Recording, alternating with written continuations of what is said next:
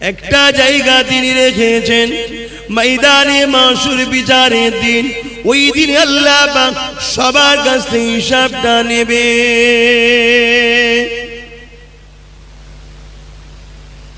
এ নওজওয়ানেরা, আল্লাহ পাক আমার নবী পাককে এত ভালোবাসে, আল্লাহ পাক আমার নবী পাককে এত প্রিয়ার করে, সেই নবী পাক কত কষ্ট করে এই দিনের প্রচারটা মানুষের কাছে দিয়ে গেছে।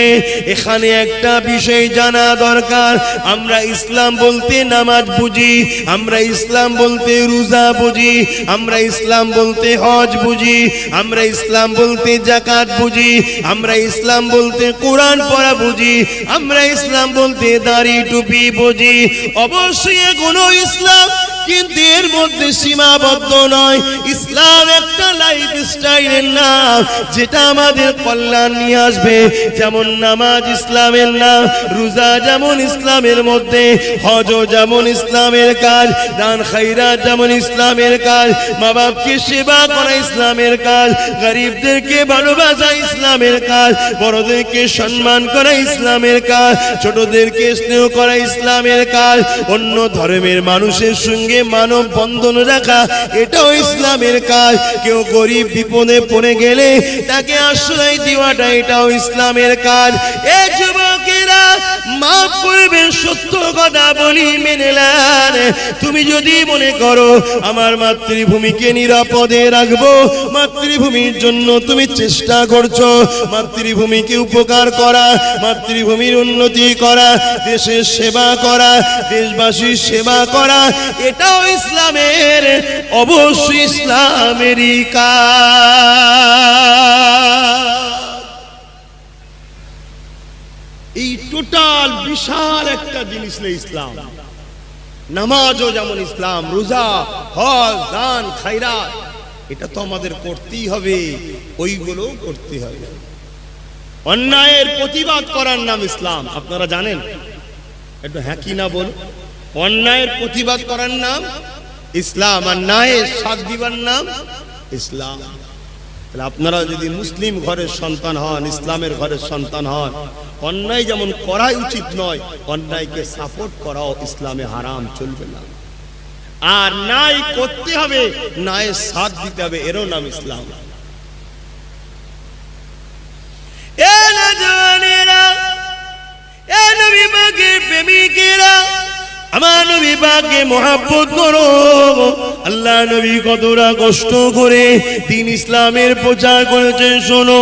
আল্লাহ নবী যখন কাবার জমিনে এসে দাঁড়িয়ে গিয়ে এলাকার মানুষকে ডাক দিয়েছিল, এলাকার মানুষেরা বলো লা ইলাহা ইল্লাল্লাহ আনা মুহাম্মাদুর রাসূলুল্লাহ, লা ইলাহা ইল্লাল্লাহ, নেই কোনো ইলাহ আল্লাহ ছাড়া, আর আমি মুহাম্মদ আল্লাহর প্রেরিত রাসূল, এটাকে মেনে নাও, এটাকে তোমরা বিশ্বাস করে নাও। এ যুবকেরা, সেই সময় দেখা যায় এলাকার সবাই আল্লাহ নবীর দিক দিয়ে মুখ ফিরিয়ে নিয়ে চলে গেল। পরের দিন নবী আমার আবার সবাইকে ডাক দিলেন কাবার পাশে। কাবার পাশে একটা উঁচু জায়গায় দাঁড়িয়ে আল্লাহ নবী আবার বলতে লাগলে, সেই সময় আবু জেহেল, উতবা, সাইবা তারাও এই মিটিং এর মধ্যে এসে আল্লাহ নবীর সঙ্গে বেয়াদবি করেছিল।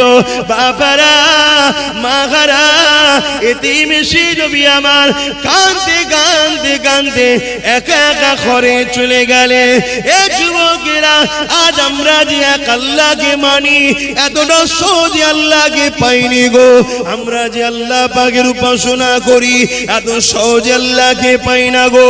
অনেক কষ্টের পরে পৃথিবীর মানুষ নকল খোদার উপাসনা ছেড়ে দিয়ে তিনার স্রষ্টা, আমার তোমার স্রষ্টা এক আল্লাহ পাকের উপাসনা পেয়েছে।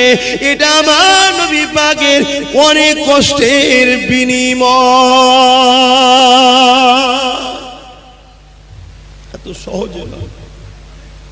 আজকে সেই নবীর উম্মত আমরা মনে করছি না চলো দুনিয়াতে গায়ে হাওয়া লেগে দিই, সব আখেরাত টাখেরাত যখন হবে তখন দেখা যাবে। এটা ভাবছেন নাকি? হ্যাঁ, কোনো গ্যারান্টি আছে আজকে সন্ধ্যা হবে কালকে সকাল আপনি দেখতে পাবেন? কোনো গ্যারান্টি নাই। একটু বোঝো আমার যুবক ভাইরা, তোমরা যদি না বোঝো আমাদের কিছু করার নাই, অনেক কষ্ট করেছে আল্লাহর নবী। 3 দিনের দিনে নবী যখন আবার এলাকার মানুষকে ডাকলো, হতভাগা আবু জেহেল আমার রাসূল পাক সাল্লাল্লাহু আলাইহি সাল্লামের নূরের চেহারাতে হাত পর্যন্ত তুলে দিল। শুনছো, আমার নবীকে আঘাত পর্যন্ত করলো। তাহলে আমার নবীকে যদি আঘাত করতে পারে তো নবীর গোলামদের ঘরে আঘাত করবে, এটা আশ্চর্যের কিছু নয় তো? এটা আশ্চর্যের বিষয়? নবীর থেকে কি নবীর গোলামরা বড় নাকি? সেই দয়ার নবী, হ্যাঁ, তিনার সঙ্গে আবু জেহেল বিয়াদবি করে ফেলল। আল্লাহ নবী বাবারা মা খারা নবী চোখের পানি ফেলে কাঁদতে কাঁদতে ঘরে ফিরতেছে। হঠাৎ করে রাস্তা দিয়ে দেখা হয়ে যায় আবু বকর সিদ্দিকের সাথে। ও যুবকেরা, ফুরফুরা শরীফে যে আবু বকর আছে, তিনার পূর্বপুরুষ আবু বকর সিদ্দিক আমার রাসূলের প্রথম সাহাবীর সঙ্গে দেখা হয়ে যায়। আল্লাহ নবী আবু বকরকে দেখে ওই অবস্থাতে বলতে লেগেছে, আবু বকর রে, তুমি কি আমাকে মেনে নেবে? হযরত আবু বকর বলেছিলেন, আব্দুল্লাহ বিন মুহাম্মদ সাল্লাল্লাহু আলাইহি ওয়াসাল্লাম, আপনি কি কথা শোনাতে লেগেছে? আল্লাহ নবী বলেছেন, লা ইলাহা ইল্লাল্লাহ আনা মুহাম্মাদুর রাসূলুল্লাহ। এ আবু বকর, নেই কোনো ইলাহ এক আল্লাহ ছাড়া, আর আমি মুহাম্মদকে আল্লাহ আখিরি রাসূল করে পাঠিয়েছে, মেনে কি নেবে? কোনো প্রশ্ন না করে, কোনো মুজিজা দেখতে না চেয়ে, কোনো দ্বিধা দ্বন্দ্ব না করে এক কথাতে নবী পাকের নূরের হাতে হাত দিয়ে দিনে ইব্রাহিমের মধ্যে ছিল দিনে মুহাম্মাদিতে চলে আসলে। আরো জোরে বলুন সুবহান। একটা হলো, একটা নায়ের পক্ষে আসলো রাসূলুল্লাহর পক্ষে। এ নজওয়ানেরা, এ নবী পাকের প্রেমিকেরা, অনেক কষ্টের পরে রে বাবা এই দিন ইসলামটা পেয়েছো। তোমরা কি জানো ছেলেরা মায়েদেরকে হত্যা করতো? আমার আম্মা জানেরা, আজকে জমিনে বাচ্চারা তোমাদেরকে ভালোবাসে। এটা আমার নবী পাকের দান, এটা আমার নবী পাক শিখিয়েছে। কারণ নবী আমার জানিয়ে দিলেন, আল জান্নাতু তাহতা আকদাল উম্মাহাত, প্রতিটা ছেলেদের জান্নাত হলো তার মায়ের পায়ের তলায়। বাবারা, তোমরা মাকে সেবা করো, মাকে প্রিয়ার করো, মাকে ভালোবাসো। আল্লাহ নবী মায়েদের মর্যাদা দিয়েছে। ১৫০০ বছর আগে মায়েদের কোনো মর্যাদা ছিল না। আজও যাদের কাছে নবী নাই, রাসূল নাই, তাদের বাড়িতে মায়েদের মর্যাদা নাই।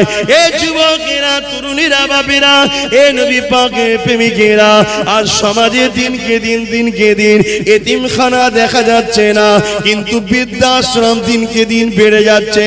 কেন বেড়ে যাচ্ছে? ওখানে বুড়ো বাপ মাকে ভর্তি করবে, ওখানে তাদেরকে রেখে দেবে। কেননা তারা যখন বয়স্ক হয়ে যায় তাদের সেবা যত্ন নিতে বড় কষ্ট হয়। এই আমার রাসূল পাক সাল্লাল্লাহু আলাইহি ওয়াসাল্লাম বলেছে, যে মা বাপকে কষ্ট দেবে সে আমি নবী আমার কেউ নয়। আমার আল্লাহ জানিয়ে দিয়েছে, মান রাদিয়ান ওয়ালিদাহু ফালা নানহু রাদি। মা বাপ যার উপরে রাজি আমার আল্লাহ তার উপরে রাজি। এই জন্যই তো তোমাদের ভাইজান বলেছিল, বাংলার জমিনে এমন একটা আইন ব্যবস্থা করা দরকার, যারা মা বাপকে ভাত দেবে না, জুলুম করবে, তাদের 12 বছরের জেল হওয়া দরকার। ভুল বলেছিলাম? হুজুর কেন বলবে? আমার শরিয়াত মা বাপকে ভালোবাসা শিখিয়েছে, তাই বলেছি। যদি করতে কেউ না পায় সেটা আমার আফসোস, কিন্তু আমার আওয়াজ তোলাটা শরিয়াত বিরোধী হয়েছিল নাকি ভাই? মানবতার বিরুদ্ধে হয়েছিল নাকি ভাই? আজ এই সমাজে প্রচুর মা আজও রাত্রিরে চোখের পানিতে বালিশ ভিজায়, অথচ বলি আমরা সভ্য সমাজের লোক। এই সমাজে প্রচুর বাপ আজও রাত্রিরে বালিশে চোখের পানিতে ভিজায়, আমরা বলি সভ্য সমাজের লোক।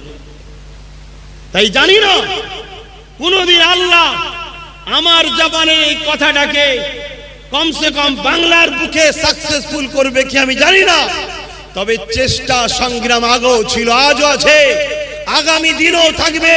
কোনদিন যদি আল্লাহ কামিয়াবি দেয়, অবশ্যই মা বাপের পক্ষে আইন তৈরি হওয়া দরকার আছে, করব ইনশাআল্লাহ। কথা বুঝছেন না বোঝেন না? কেন আজ মা বাপ কত কষ্ট করেছে। আল্লাহ নবী খোদ তিনি বলছেন যে আমার মা যদি হায়াতে থাকতো আর আমি মুহাম্মদ রাসূল যদি নামাজে দাঁড়াতাম আর আমার মা যদি আমায় ডাকতো বাবা মুহাম্মদ, আমি নামাজ ছেড়ে দিয়ে মায়ের ডাকে সাড়া দিতাম। জোরে বলুন সুবহানাল্লাহ। আজ আমাদের ঘরের ছেলেরা অনেকে দেখা যায় মাকে ভালোবাসে না। খবরদার, তোমরা যদি আমাকে ভাই বলে ভালোবাসো, মুহাম্মদ রাসূলকে নেতা বলে যদি ভালোবাসো, মা বাপকে ভালোবাসবে, মা বাপকে কষ্ট দেবে না, পিয়ার করবে, মহব্বত করবে। আর মা বাপেদের বলি, বাচ্চাগুলোকে জাহান্নামের কাঠ বানাবেন না, বাচ্চাগুলোকে আল্লাহ রসুলের জীবনী পড়ান এবং আল্লাহ নবীর বংশের সঙ্গে বন্ধুত্ব করান এদেরকে, তাহলে আমরা শিখাবো।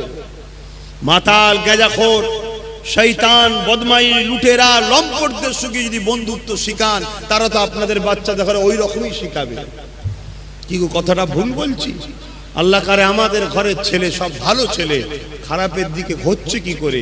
সোহবতে খারাপ হয়ে যাচ্ছে, খারাপ সোহবতে গিয়ে। বাপেরা, নওজোয়ানের আল্লাহ নবী, নূর নবী, দয়া নবী এইভাবে দুনিয়া মানুষকে নাই সত্যের কথা প্রচার করতে লেগেছেন। এ নওজোয়ানেরা, আল্লাহ নবী দিকে যারাই আসে তাদের উপরে অনেক জুলুম অত্যাচার হতে লেগেছে। আচ্ছা, 4:30 পর্যন্ত শোনেন, এটা অন্য মহল্লায় হচ্ছে। এখন মাইকের সিস্টেম হয়ে যাওয়ার জন্য এগুলো ইজমা হয়েছে, কথা বুঝে আসছে। এটা নাচারের মশলা। আমার রাসূল পাক সাল্লাল্লাহু আলাইহি ওয়াসাল্লাম তিনি কত কষ্ট করেছে, আর যারাই রাসূলের পক্ষে গিয়েছিল তাদের উপরে কম অত্যাচার হয়েছে নাকি? যারাই গেছে, আপনারা ইতিহাস জানেন না? 4:15 আজান হবে এই মহল্লায়, 4:30 জামাত হবে। শুনতে পেয়েছেন? আল্লাহ নবী, নূর নবী, দয়া নবী এই হক নাই সত্যের প্রচার করতে লেগেছে। আবু জেহেলের অন্যায় জুলুমের বিরুদ্ধে বলতে লেগেছে, বেইনসাফের বিরুদ্ধে বলতে লেগেছে, ইনসাফের পক্ষে বলতে লেগেছে। এ যুবকেরা, তরুণীরা, বাপেরা, নারীদের অধিকারের জন্য রাসূল বলতে লেগেছে, গরিবদের অধিকারের জন্য রাসূল বলতে লেগেছে, কৃতদাসদের অধিকারের জন্য রাসূল বলতে লেগেছে, দিন মজুরদের অধিকারের জন্য রাসূল বলতে লেগেছে। এ যুবক, শোনো শোনো শোনো, ইসলামকে যদি না জানো জেনে নাও। আর যখন তোমাদের পীরের বাচ্চা আমি যখন গরিবদের কথা বলি, একদল মুনাফিকদের তখন বুকে ব্যথা জ্বরে। আরে আমার রাসূল গরিবদের জন্য বলেছে, আমি কেন বলবো না? আল্লাহ নবী যেমন দিন মজুরদের জন্য বলেছে, খেটে খাওয়া মানুষের জন্য বলেছে, আমি কেন বলবো না? আল্লাহ নবী অসহায় নারীদের অধিকারের জন্য বলেছে, আমি কেন বলবো না? আমি যখনই বলি কারো কোনো সমস্যা হয়, আজকে দিনে তাদের সমস্যা হয়, ওই দিনে যাদের সমস্যা হয়েছিল তারা কারা? আবু জেহেল, উতবা, সাইবা, আবু লাহাব, তাদের সমস্যা হয়েছিল। আজও এমন কিছু আবু জেহেল আছে, তাদের সমস্যা হয়। এ যুবকেরা, সেই দিন আমার নবীর পক্ষে, নায়ের পক্ষে যারা এসেছিল তাদেরকে রাসূলের থেকে সরাবার জন্য অনেক জুলুম অত্যাচার হয়েছিল। ইতিহাস শুনলে অবাক হয়ে যাবে।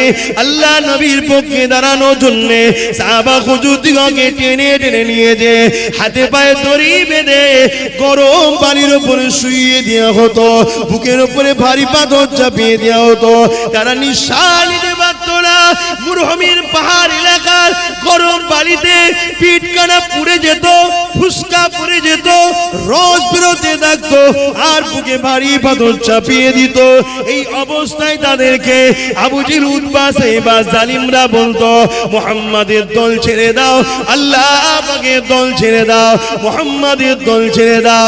শুনে রেখে দাও যুবক, তাদেরও জিন্দেগি ছিল, তাদেরও সংসার ছিল, তাদেরও বাঁচা চাষ ছিল, তাদেরও কষ্ট হতো, তারাও মানুষ ছিল, কিন্তু এত কষ্ট সহ্য করার পরও তারা জবান দিয়ে একটাই কথা বলতো, আমরা আমাদের খুশি মনে জিন্দেগিটা পছন্দ করি, ন্যায়ের পথ কখনো ছাড়া পছন্দ করি না।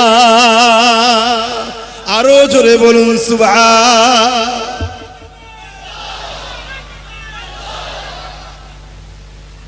আল্লাহ ভাইরা আমার, বুঝার চেষ্টা করো, হকের পক্ষে সাহাবা হুজুরদের যে কুরবানি, অন্যায়ের বিরুদ্ধে সাহাবা হুজুরদের যে সংগ্রাম, ওটা আমাদের জন্য তো আদর্শ।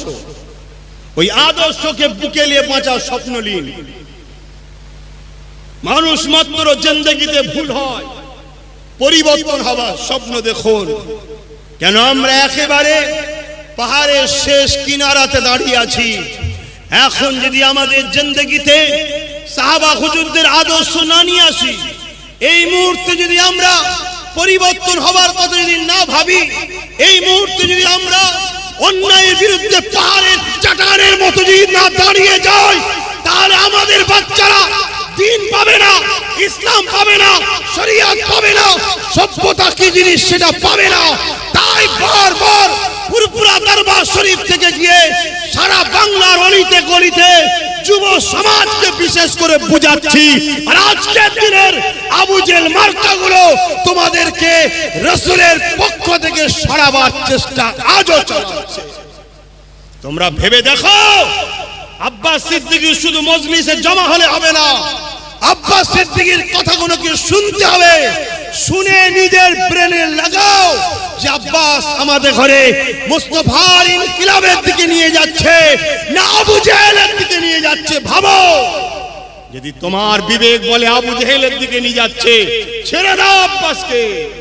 আর যদি মনে হয় না মুস্তাফার দেখানো রাস্তায় ইনকিলাবের দিকে নিয়ে যাচ্ছে, মানবতার ইনকিলাব, সভ্যতার ইনকিলাব, ইনসাফের ইনকিলাব, নারীর অধিকারের ইনকিলাব, সব ইনসানিয়তের ইনকিলাব, নিজের স্বাধীনভাবে ধর্ম মানার ইনকিলাবের দিকে নিয়ে যাচ্ছে, তাহলে আরো মজবুত হও, আরো শক্ত হও।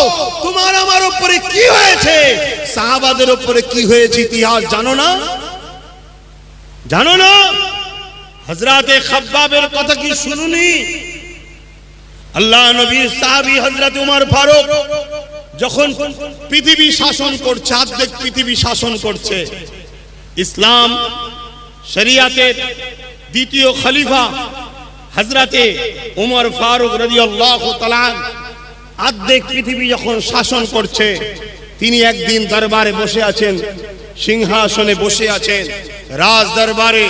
হঠাৎ করে হযরতে খাব্বাব রাদিয়াল্লাহু তাআলা, নবীর একজন সাহাবী, শুনছেন তো সবাই আমার কথা? আপনারা বিরক্ত হচ্ছেন, আমি আপনাদেরকে ভুল রাস্তা দেখাচ্ছি।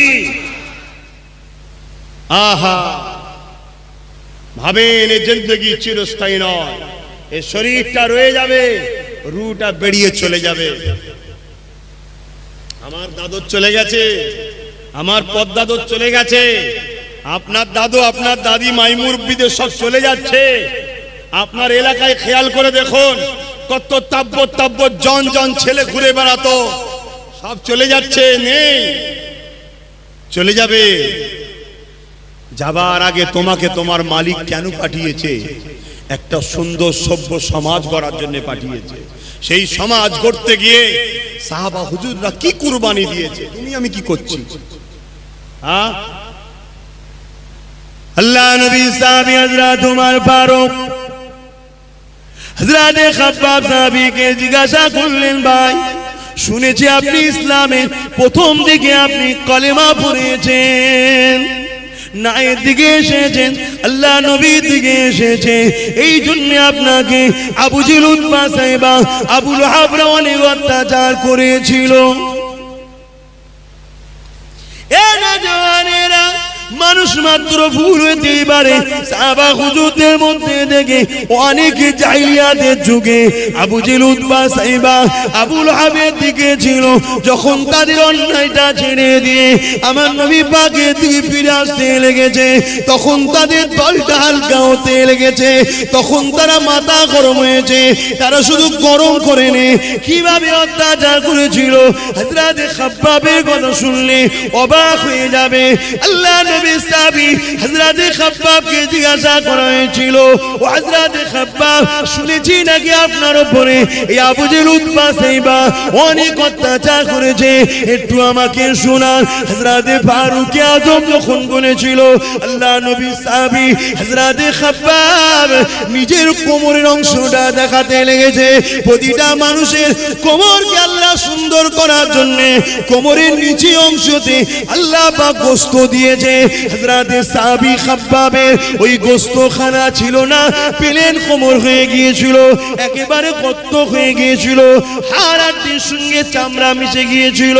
আল্লাহ নবী সাহাবী উমর এই কোমরটাকে দেখে বলেছিল, হযরত খাব্বাব রে, এই রকম কোমর দুনিয়ার জমিনে হয় আমার জানা ছিল না। আল্লাহ তো মানুষকে সুন্দর করে বানিয়েছে, এই কোমরের নিচের অংশে গোশত দিয়েছে, তোমার কোমরের নিচের অংশে গোশত নাই কেন? হযরত খাব্বাব বলেছিলেন, ভাই ওমর, আল্লাহ পাক আমাকেও গোশত দিয়েছিল, কিন্তু আল্লাহকে মুহাব্বত করার জন্য, নবীকে প্রেম করার জন্য, হকের পক্ষে দাঁড়ানোর জন্য, ন্যায়ের পক্ষে দাঁড়ানোর জন্য, ইনসাফের পক্ষে দাঁড়ানোর জন্য, কল্যাণের পক্ষে দাঁড়ানোর জন্য, গরিবের পক্ষে দাঁড়ানোর জন্য, এতিমদের পক্ষে দাঁড়ানোর জন্য, নারীদের জুলুম বন্ধ করার যে নবী চেষ্টা করেছিল, ওই দয়া নবীর পক্ষে দাঁড়ানোর জন্য তৎকালীন যারা আমার লিডার ছিল আবু জেল, উতবা, সাইবা, তারা যখন জানতে পেরে যায় আমি খাব্বাব তাদের দল ছেড়ে দিয়েছি, তখন তারা আমাকে ডেকে নিয়ে গিয়ে আগুন ধরিয়ে দিয়ে, ওই লাকড়ি আগুন চালিয়ে দিয়ে তার উপরে হাত পায়ে দড়ি বেঁধে বসেছিল। এ যুবক শোনো, তোমার আমার উপরে কি হচ্ছে, সাহাবাদের উপরে কি হয়েছে শোনো। আল্লাহর প্রিয় বান্দা তারা, আল্লাহ তাদেরকে কিভাবে পরীক্ষা নিয়েছে, তোমাকে আমাকে নেবে না এটা কেন তুমি আমি ভাবছি। হযরত খাব্বাব বলেছিলে এইভাবে আমাকে আগুনের উপরে বসিয়ে রাখতো। ভেবে দেখো, ভেবে দেখো, সামান্য একটু যদি গরম তেল আগুনে ছেঁকা লেগে যায়, গরম তেলের ফুটা যদি পড়ে যায়, সহ্য করা যায় না। আর সাহাবীটাকে হাতে পায়ে দড়ি বেঁধে এইভাবে গরম আগুনে বসিয়ে রাখতো। ওই আগুন ধরে ধরে আমার কোমরের গোশতখানা পুড়তে পুড়তে পুড়তে পুড়তে এইভাবে রস বেরিয়ে বেরিয়ে আগুনটা বন্ধ হয়ে যেত, আবার বসিয়ে রাখতো, আবার পুড়াতে থাকতো, আবার আগুনটা বন্ধ হতো, আবার আগুন ধরাতো। এইভাবে আমাকে জুলুম করেছে, আমার কোমরের গোশতগুলো পুড়ে গেছে। উমর কাঁদতে লেগেছে। আল্লাহ নবী সাহাবী খাব্বাব বলে, ও ভাই উমর, তবে খুশি খবর একটা, এতটা কষ্ট দিবার পরও কাফের বেঈমান মুনাফিকেরা, গাদ্দারেরা, জালিমেরা, তারা কখনো আমার হৃদয় থেকে আল্লাহ নবীর ভালোবাসাকে কেড়ে নিতে পারেনি।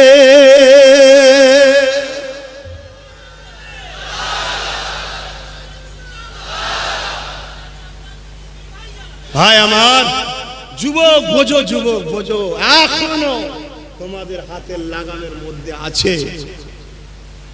ইনসাফের জন্য ভাবো, ইসলামের নামই হলো ইনসাফ। কথা বুঝছেন না, বোঝেন না? ইসলাম কাকে বলে? পিপাসিত মানুষের পিপাসা মিটাবার নাম ইসলাম। ইসলাম কাকে বলে?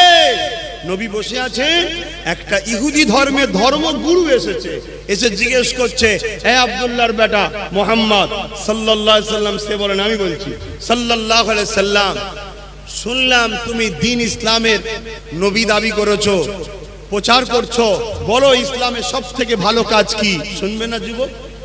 সবথেকে ভালো কাজ কি? আল্লাহ নবী বলেছিলেন, খোদার্থ মানুষকে খাওয়ানো ইসলামের ভালো কাজ। জোরে বলুন সুবহানাল্লাহ। আজ আপনারা যুব সমাজ ইসলামের এই ভালো কাজটা করা দরকার আছে না নাই? জোরে বলুন আছে না নাই? আল্লাহকে সাক্ষী রেখে হাত তুলে বলুন করা দরকার আছে না নাই? এই হাত যদি সত্য হয় হাত তুলে রাখুন, আল্লাহকে সাক্ষী রেখে অঙ্গীকার হন, জিন্দেগি লাগে জিন্দেগি দেব, মাল লাগে মাল দেব, গরিবদের ক্ষুধা নিবারণের জন্য আমরা আমাদের সবকিছু উৎসর্গ করে দ্বীন ইসলামের আদর্শ জীবন গড়ে তুলব। জোরে বলুন সুবহানাল্লাহ। হাত নামান। তাহলে গরিব মানুষদের মুখে খাবার দিবার জন্য স্বপ্ন দেখছেন তো নাকি? আজ তো গরিবকে খেতে দেয় না, গরিব খেলে আবার তার থেকে ফাইন করা হয়। ভালো খেলি কি করে বল? সমাজে ঘটে না ঘটে না? গরিব ভালো খাবে কেন? আরে গরিবকে ভালোবাসার। এখানে আর একটা কথা বলে দিই, গরিবটা যদি অন্য ধর্মের হয় খাবেন? জোরে বলুন। গরিব যদি হিন্দু হয়, গরিব যদি আদিবাসী হয়, গরিব যদি সাঁওতাল হয়, গরিব যদি অন্য কোন ধর্মের হয়, তার ক্ষুধার্ত নিবারণের জন্য, তার মুখে খাবারের ব্যবস্থা করার জন্য নিজেদের ঘরে উৎসর্গ করতে রাজি কারা? হাত তুলে দেখান। মারহাবা, নারে তাকবীর, নারে তাকবীর, নারে তাকবীর। মাশাআল্লাহ। বাপ আমার শুনে রাখো, আজ এই কথাটা দিলে গেঁথে লিও। কার কোন কাজটা আল্লাহর পছন্দ আল্লাহ ভালো জানে। তোমার এই ছোট্ট দেখতে লাগছে, তোমার এই কাজের বিনিময়ে আল্লাহ তোমায় নাজাত দিয়ে দিতে পারে। জোরে বলুন সুবহানাল্লাহ। মনে রেখে দিও কিয়ামতের দিনে। শোনো যুবক, যুবকরা শোনো, বিশেষ করে আমার আব্বা জানেরা, আপনারা তো দোয়া করবেন আপনাদের বাচ্চাদের সঙ্গে যেন আমাদের সম্পর্ক গড়ে ওঠে। কারণ আপনাদের সঙ্গে আমার আব্বা জানদের সম্পর্ক ছিল, যে মুরব্বী বাপেরা আপনাদের সঙ্গে আমার আব্বাজানদের সম্পর্ক ছিল।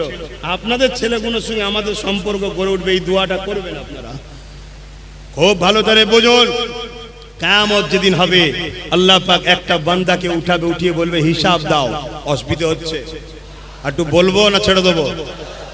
আল্লাহ বলবেন হিসাব দাও। একটা যুবক কাঁদবে আর বলবে আল্লাহ আপনি আমার কাছে হিসাব নেবেন না, আপনি আমাকে গোপনে গোপনে জাহান্নামে দিন। আল্লাহ গোপনে গোপনে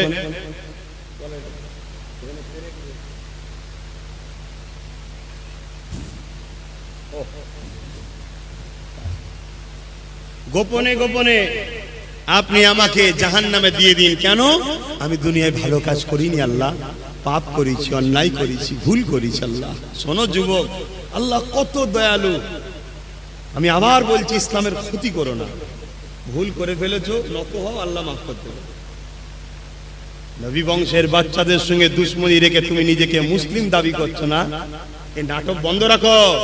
কেন আমার আল্লাহ রাসূল ইবনে মাজাহ শরীফের হাদিসে জানিয়ে দিয়ে গেছে, হ্যাঁ আল্লাহ নবী এটাও বলেছে কিতাবুল্লাহ ওয়া সুন্নাতে রাসূলি, কিন্তু ইবনে মাজাহ ৭৬ হাদিসের মধ্যে আল্লাহ রাসূল বলছেন তিনটে জিনিস রেখে গেলাম, কিতাবুল্লাহ, সুন্নাতে রাসূলি ও আহলে বাইতি। কথা শুনছেন না শোনেন নে?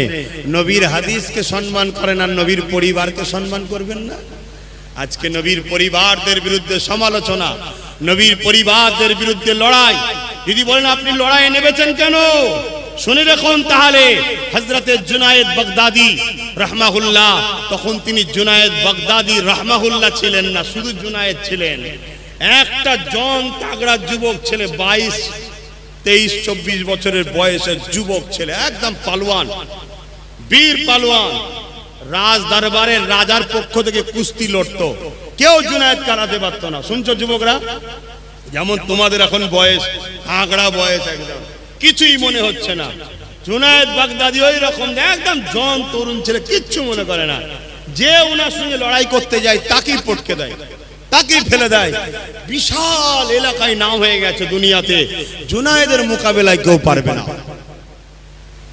একদিন এলান হচ্ছে জুনায়েদের মোকাবেলায় কুস্তিতে কে নামবে, অনেক ইনাম দেওয়া হবে, অনেক পুরস্কার দেওয়া হবে। একটা রুগা পাটকা দুর্বল, শোনো ভালো করে, গল্প বলছি না, তারিখ বলছি। রুগা পাটকা দুর্বল মানুষ, সে এইভাবে চুলগুলো উস্কো খুস্কো, জামা ছিঁড়া নোংরা হয়ে আছে, খোদায় পেট ঢুকে আছে, দুর্বল মানুষ। যে যেখানে নাম লিখায় ওখানে নাম লিখাচ্ছে। তাকে দেখে বলছে তুমি কি করতে এসেছো? না আমি জুনায়েদের বিরুদ্ধে লড়বো। সবাই অট্ট হাসি হাসছে, আরে জুনায়েদের মোকাবেলায় আচ্ছা পালোয়ান আসছে না, তুমি কি করতে এসছো? মরা সব গেছে, যাক যেমন। আরে নাম লিখতে বলছি, লেখো। নাম লিখেছে, ঠিক দিনে খেলা শুরু হবে, কুস্তি খেলা হবে পালোয়ানের সাথে। কুস্তি খেলার মাঠে জুনায়েদের অপোনেন্ট যে নেমেছে জুনায়েদ, তাকে দেখো হাসছে। আরে এ কে? এ কে? আমি তো একটা গড়িয়া বলতে ঠেলা মারলেও পড়ে যাবে। পৃথিবীর পালোয়ান আমার সঙ্গে পারে না। তখন রেফারিকে বলছে, যে বিচখানে থাকে, যে খেলা শুরু করে, তাকে বলছে যে লড়াইয়ের আগে আমার কিছু কথা আছে জুনায়েদের সাথে, একটু কানে কানে বলবো। শুনছো যুবক, জিন্দেগি চিরস্থায়ী থাকবে না। তোমার বাড়ি, তোমার গাড়ি, তোমার ধন দৌলত, তোমার ছেলে তোমার হবে না কিয়ামতের দিনে, সব বিরুদ্ধে চলে যাবে। ভাবো, নিজের দিমাগকে খাটাও। যে জন্য আল্লাহ সৃষ্টি করেছে সেটাই আমাদের মাকসাদ। আল্লাহর জমিনে আল্লাহর দ্বীনের পক্ষে থেকে সমাজকে সুস্থ শান্তি ব্যবস্থা গড়ে তোলা, এটা হচ্ছে আমাদের কাজ। কাউকে লুটা আমাদের কাজ নয়, ওটা ডাকাত চরিত্রহীন লম্পটদের কাজ, মুস্তফার গোলামদের কাজ ওটা নয়, কাউকে লুটা। শুনছেন তো নাকি? তো হযরতে জুনায়েদের কানে কানে ওই রুগা পাটকা দুর্বল মানুষটা যে কানে কানে কি বলল, বলার কেউ শুনতে পায়নি।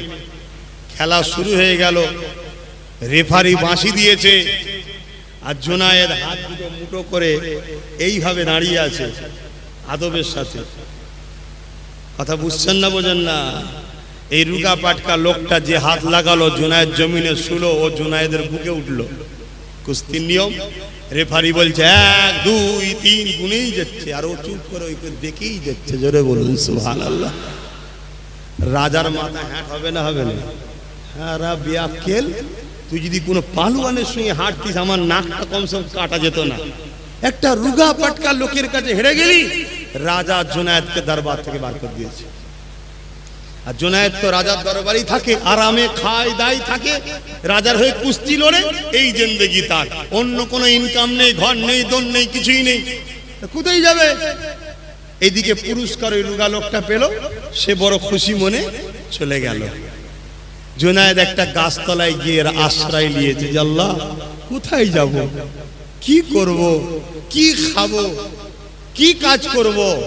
হায় হায় হায় কপা। গোলামেরা দিল খুলে বলুন সুবহানাল্লাহ। আমার মুরব্বী আব্বারা কি বলেন? নবী হায়াতুন নবী। তো মুরব্বী বাপেরা বলেন হায়াতুন নবী। তো কার থেকে শুনেছেন? আপনারা যখন আমাদের মতো যুবক ছিলেন, আমার হুজুর কেবলারা আসতেন, শুনেছেন। তিনারা কার থেকে শিখেছেন? মুজাদ্দিদুজ জামান দাদা হুজুরের থেকে। এভাবে যুগে যুগে তাম পৃথিবীতে আহলে সুন্নাত ওয়াল জামাত ও সাহাবা হুজুরদের আকীদা হলো রাসূল হায়াতুন নবী। জোরে বলুন সুবহানাল্লাহ। আমাদের দরুদ নবীর দরবারে পৌঁছানো হয়, এবং আমাদের বাপ দাদুদের নাম ধরে ফুলান ইবনে ফুলান, অমুকের বেটা, অমুকের বেটা অমুক আপনার উপরে দরুদ পড়েছে, সালাম পড়েছে।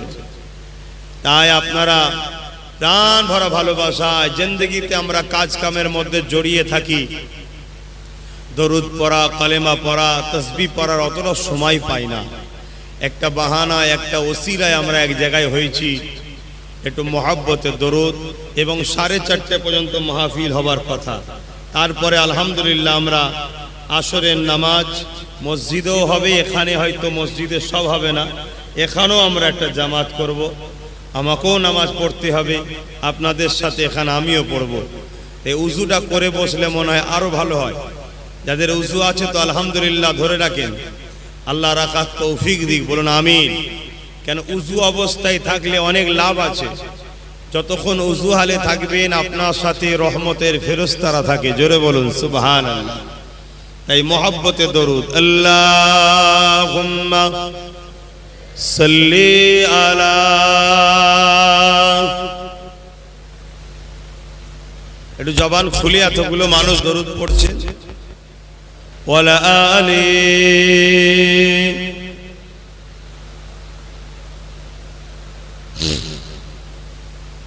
আল্লাহুম্মা সাল্লি আলা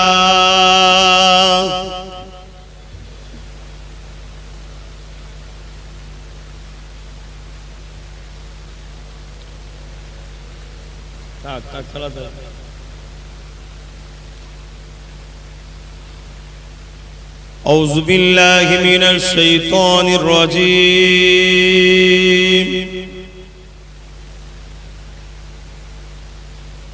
بسم الله الرحمن الرحيم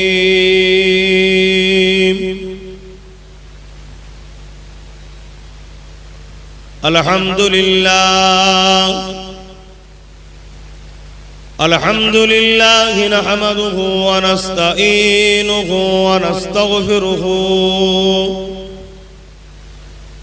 ونؤمن به ونتوكل عليه ونعوذ بالله من شرور أنفسنا ومن سيئات أعمالنا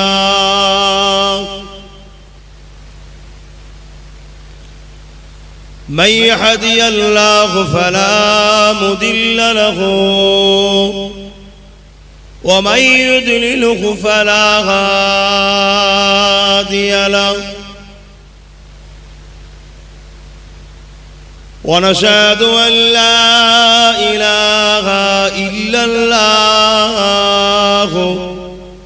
وحده لا شريك له ونشهد أن سيدنا وحبيبنا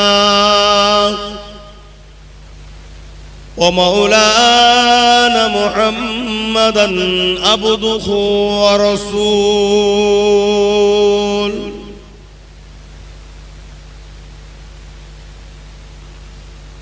أما بعد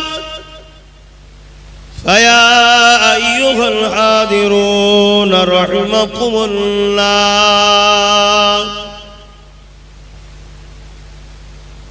قال الله تعالى في كلام المسيح والفرقان الحميد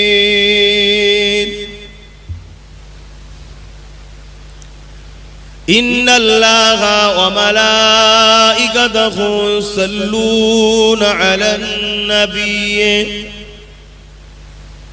يا أيها الذين آمنوا صلوا عليه وسلموا تسليما اللهم صل على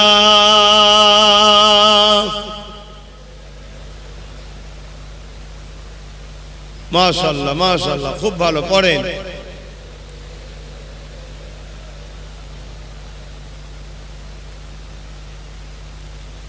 সবাইকে দুনিয়া ছেড়ে চলে যেতে হবে গরিব হোক ধনী হোক আলেম হোক আম মানুষ হোক পীর হোক নেতা হোক সবাইকেই দুনিয়া ছেড়ে যেতে হবে দরুদ রাসূল বলছেন আমার উপরে যে যত বেশি পড়বে কিয়ামতের দিন তা তত বেশি আমার উপরে দাবি থাকবে অর্থাৎ আমি নবীর কাছের সে হবে জোরে বলুন সুবহানাল্লাহ সেই নবীর উপরে দরুদ পড়ছি আলহামদুলিল্লাহ খুব সুন্দর পড়ছেন আমার যুবক ভাইয়েরা বাপেরা আম্মা বোনেরা আপনারা মনে মনে পড়ুন আপনাদের বসার জায়গায় আর বাপ ভাইয়েরা উচ্চ আওয়াজে পড়ছেন আলহামদুলিল্লাহ কত ভালো লাগছে আমরা আমার নবীর উপরে দরুদ পড়ছি যে দরুদ পড়লে একবার পড়লে 10টা গুনাহ মাফ হয় 10টা মাকাম বাড়ে আল্লাহ পাক 10টা নেকিও দান করেন জোরে বলুন সুবহানাল্লাহ দরুদ শরীফ আল্লাহুম্মা সাল্লি আলা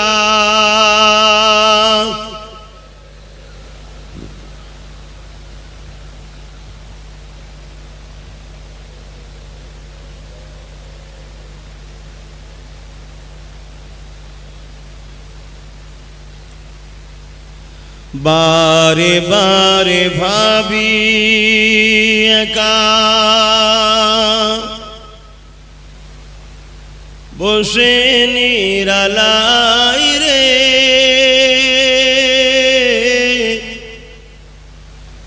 পাখি হলে উড়ে যেতাম সোনার মদিনায় রে, সোনার মদিনায় রে। বুলবুলিরা কোথা যাও, উড়ে যাও কোথায় রে, আমার সালাম পৌঁছে দিও নবীজি রোজায় রে, নবীজি রোজায় রে। বারে বারে ভাবি একা বসে নিরালাই রে, পাখি হলে উড়ে যেতাম সোনার মদিনায় রে, সোনার মদিনায় রে। আল্লাহুম্মা সাল্লি আলা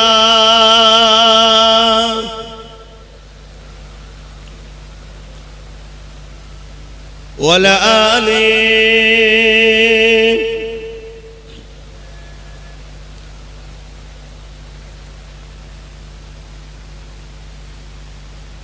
তুমি আছো হৃদয়ের গভীরে,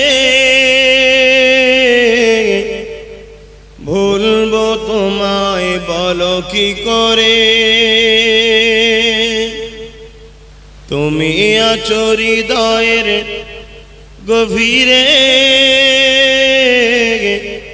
ভুলবো তোমায় বলো কি করে। কোরআনের পাঠ যত খুঁজেছি হে নবী তোমায় তত চিনেছি, কোরআনে জানিয়েছে আমায় ওয়ারাফানা লাকা যিকরাক, হে নবী নবীজি আমার তুমি আছো হৃদয়ের গভীরে। আল্লাহুম্মা সাল্লি আলা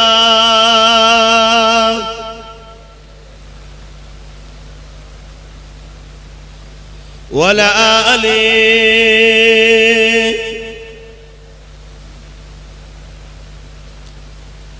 কালিমা লা ইলাহা ইল্লাল্লাহ, লা ইলাহা জোরে জোরে লা ইলাহা ইল্লাল্লাহ, লা ইলাহা ইল্লাল্লাহ, লা ইলাহা।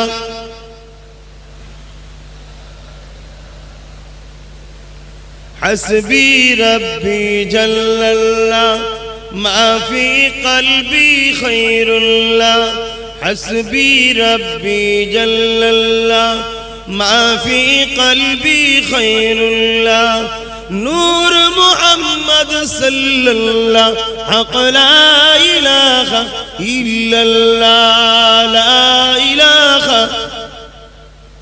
সকলে পড়ো লা ইলাহা ইল্লাল্লাহ, লা ইলাহা ইল্লাল্লাহ, লা ইলাহা, লা ইলাহা ইল্লাল্লাহ, লা ইলাহা ইল্লাল্লাহ, লা ইলাহা,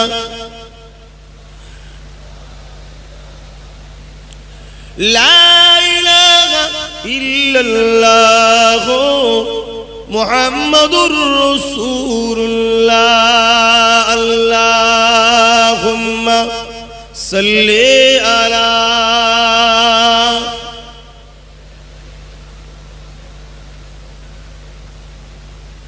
ওয়ালা আলি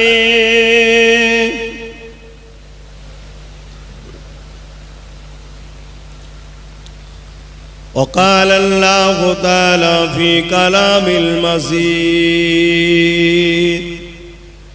والفرقان الحميد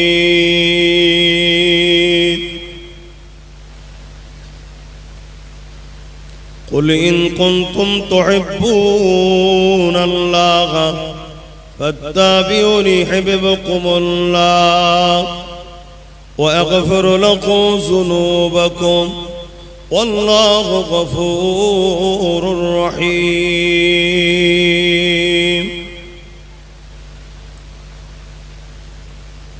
وقال الله تعالى في كلام المزيد والفرقان الحميد لقد كان لكم في رسول الله أسوة حسنة আমার আব্বা জানেরা পর্দা নিশিন আমার আম্মা জানেরা আমার নওজোয়ান তরুণেরা যুবকেরা পর্দা নিশিন আমার বোনেরা ছোট ছোট বাচ্চারা এই মাঝেরহাট গ্রাম অনেক আগেও এসেছি আমি কত বছর এসেছিলাম মসজিদের ওখানে হয়েছিল এর আগেও আব্বাজান হুজুরের সাথে একবার অনেক দিন আগে এসেছিলাম ওই সব বসে আছে ওরা জলসা করে এটাও ওরাই করছে সব সংগঠনের ছেলে সব আমার দাদা পীরের রুহানি ছেলে আপনারা ঠিক না বেঠিক গো জাবানার মুজাদ্দিদের সন্তান আপনারা চারটিখানি ব্যাপার নয় আর আমরা হলাম জসমানি রক্তের আওলাদ আমরা আপনারা অন্তরের আওলাদ কলবের আওলাদ অনেক গাছ দেখবেন কলম লাগায় চারা ছাড়া কলম লাগিয়েও হয় না হয় না আপনারা হলেন দাদা হুজুর পীর কেবলার অন্তরের বাচ্চা রুহানি সন্তান ইমানি সন্তান কলবের বাচ্চা আপনারা আমরা হলাম কলব রুহানি দুটোই তো যাক আজ আবার এসেছি আপনাদের গ্রামে আপনাদের এলাকায় আল্লাহ পাক দু কথা বলার তৌফিক দেন বলুন আল্লাহুম্মা আমিন আমার স্টেজে বসে থাকা এবং জায়গা স্টেজে সবার না হওয়ার পরও আমার অনেক মুরব্বী বাপেরা নিচেও বসছেন সমস্ত বাপেদের কাছে আমার আন্তরিক ভালোবাসা দোয়া করেন আপনাদের এই বাচ্চাকে আল্লাহ যেন দ্বীন ইসলামের খাদেম হিসাবে যেন আল্লাহ কবুল করে বলুন আল্লাহুম্মা আমিন আমার পূর্বে উলামা হযরতরা অনেক আলোচনা করেছেন কে কি আলোচনা করেছেন সব নিজ নিজ দায়িত্বে করেছেন এখন আমি গুনাহগার যেটা বলবো নিজ দায়িত্ব নিয়ে কোরআন সুন্নাহর আলোকে গুটিকত কথা বলবো আজ ভাঙড় কাশীপুর দক্ষিণ 24 পরগনা উত্তর 24 পরগনা এবং আমার পশ্চিম বাংলায় আল্লাহ শকর 3.5 কোটি কম বেশি মুসলিম আছে মাথায় টুপি মুখে দাড়ি মসজিদ আছে মাদ্রাসা আছে কোরআনের তেলাওয়াত আছে কোরআনের মাহফিল আছে হাদিস আছে আমার ভারতবর্ষে গভর্নমেন্টের হিসাবে 18 থেকে 19 কোটি কম বেশি বাকিটা আল্লাহ ভালো জানে মুসলিম আছে আমার হিসাবে আরো অনেক বেশি যাই হোক ওটাকেই ধরে চলছি এই যে এত কোটি কোটি মুসলমান তাম বিশ্ব জুড়ে 200 কোটির কাছাকাছি বা বেশি তো কম নয় মুসলিম আছে কিন্তু আজ থেকে 1500 বছর আগে 12 রবিউল আউয়াল সোমবার শবে সাদেকের সময় আমার রাসূল যখন দুনিয়ায় তাশরীফ এনেছিলেন হাতে গোনা গুটি কত মানুষ দ্বীনে ইব্রাহিমের উপরে ছিলেন নাই সত্যের উপরে ছিলেন এক আল্লাহ দাসত্ব করতেন কিন্তু আজ আমার দয়ার নবী মাত্র 23 বছরে তাম পৃথিবীর জমিনে ইসলামের মেসেজ শান্তির মেসেজ নাই সত্যের মেসেজ আমার দয়ার নবী 23টা বছরে সারা পৃথিবীর বুকে সাম্যের বাণী প্রচার করে দিয়েছেন জোরে বলুন সুবহানাল্লাহ আপনাদের কি মনে হয় আপনাদের এই মাঝেরহাট বা ভাঙড়ে কাশীপুরে এত সহজে কি মাথায় টুপি এসে গেছে এত সহজে কি মুখে দাঁড়ি মসজিদ মাদ্রাসা পেয়ে গেছেন মনে হচ্ছে নাকি এত সহজে হয়নি। লাখো মা বাচ্চা হারা হয়েছে, লাখো স্ত্রী বিধবা হয়েছে, লাখো সন্তান এতিম হয়েছে, তারপরে আপনার গ্রামে এই মসজিদ মাদ্রাসা দ্বীন ইসলাম নাই সত্য পেয়েছেন। এত সহজে হয়নি। আজকে আমরা সেই কোরআনের ঘরে সন্তান দাবি করে, ইসলামের ঘরে সন্তান দাবি করি। আমাদেরও কিছু কাজ আছে, আমাদেরও কিছু দায়িত্ব আছে। রাসূল পাক সাল্লাল্লাহু আলাইহি ওয়াসাল্লামে রেখে যাওয়া সেই কোরআন সুন্নাহ ও আহলে রাসূলদের ঘরে যথাযথ মর্যাদা ভালোবেসে সেগুলোকে ধরে রেখে দ্বীন ইসলামের ঝান্ডাকে উঁচু করে রাখার দায়িত্ব প্রত্যেকটা মুমিন মুসলমান নরনারীর আছে না নাই? একটু আওয়াজ দিয়ে বলেন, আছে না নাই?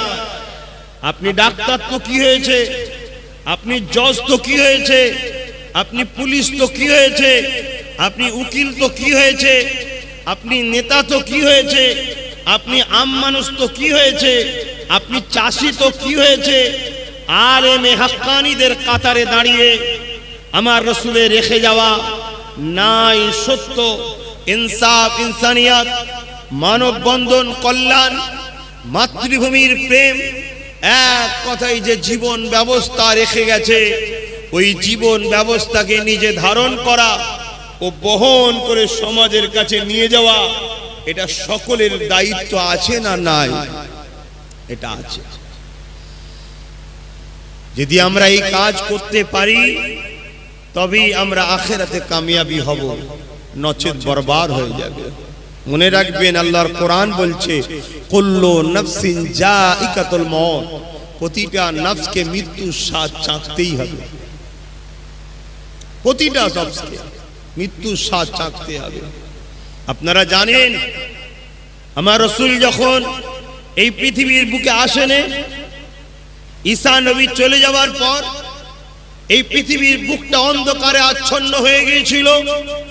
ছেলেরা মায়েদেরকে হত্যা করত, বাপেরা মেয়েদেরকে জ্যান্ত পুঁতে দিত, বাজারে নারী বিক্রি হতো, গরিবদের ঘরে কৃতদাস দাসী বানিয়ে রাখা হতো, মানুষের গলায় কোমরে বেড়ি পরিয়ে বাজারে তাদেরকে বিক্রি করা হতো। বিশ্বের জমিনে হাহাকার শুরু হয়েছে, অশান্তির দাবানলে মানুষ দাউ দাউ করে জ্বলছে। ঠিক এমনই সময় এই পৃথিবীকে ধন্য করে রাহমাতাল লিল আলামিন কে আমার আল্লাহ পাঠিয়েছিলেন। জোরে বলুন সুবহানাল্লাহ, আর একটু জোরে বলুন সুবহানাল্লাহ। সেই নবী পেয়ে আমরা ধন্য হয়েছি। তিনি সর্বপ্রথম 40 বছর বয়স যখন হলো, আল্লাহ বললেন আপনার যে কাজ সেই কাজ আপনি শুরু করেন। এবারে আমার নবী পাক সাল্লাল্লাহু আলাইহি সাল্লামকে পেয়ে কেন আমরা খুশি বানাবো না?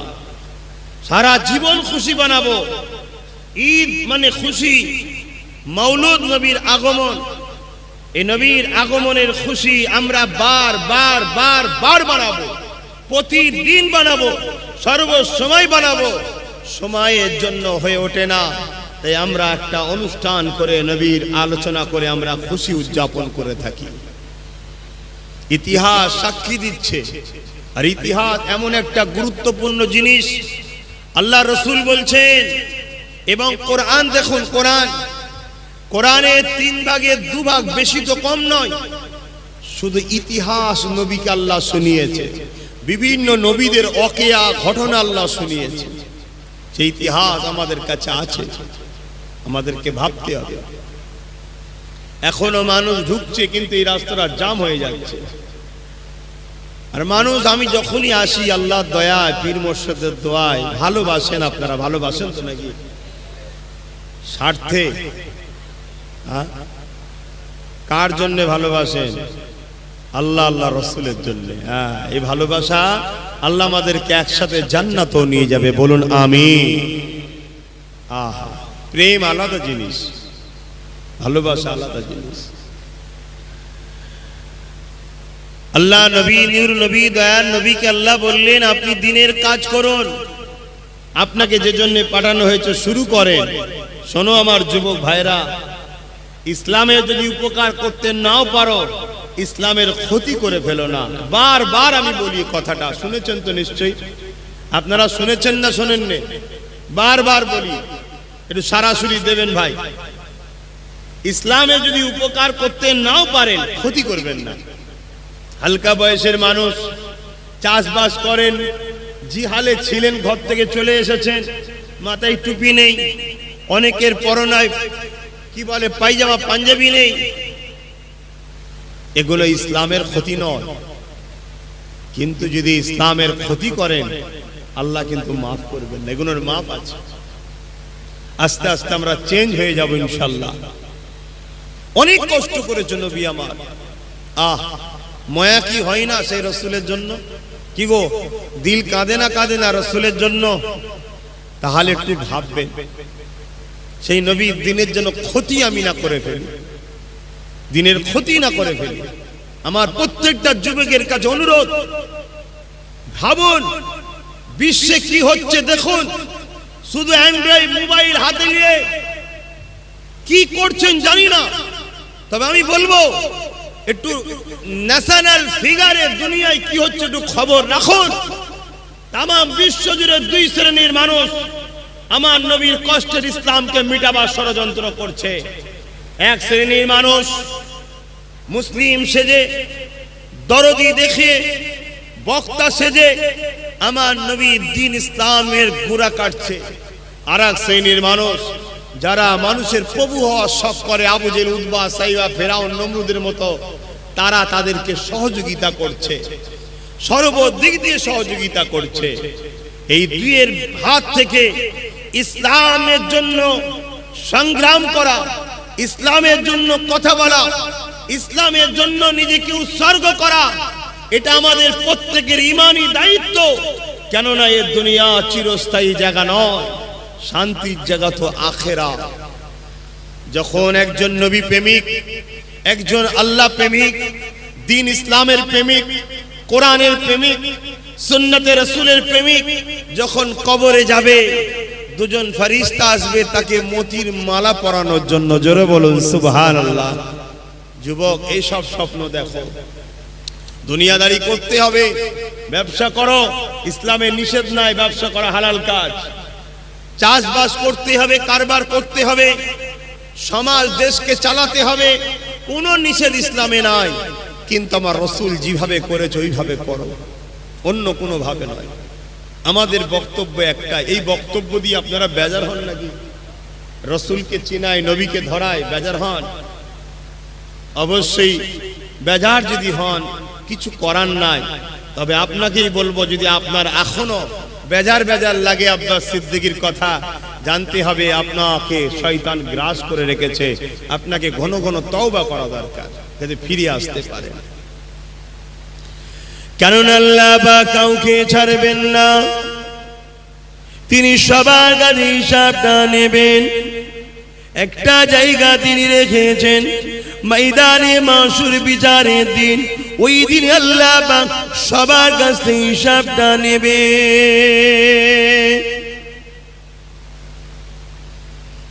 এ নওজওয়ানেরা, আল্লাহ পাক আমার নবী পাককে এত ভালোবাসে, আল্লাহ পাক আমার নবী পাককে এত প্রিয়ার করে, সেই নবী পাক কত কষ্ট করে এই দিনের প্রচারটা মানুষের কাছে দিয়ে গেছে।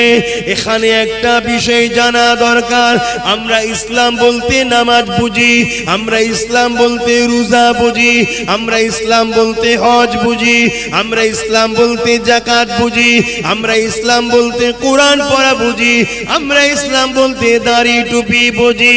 অবশ্যই এগুলো ইসলাম, কিন্তু এর মধ্যে সীমাবদ্ধ নয়।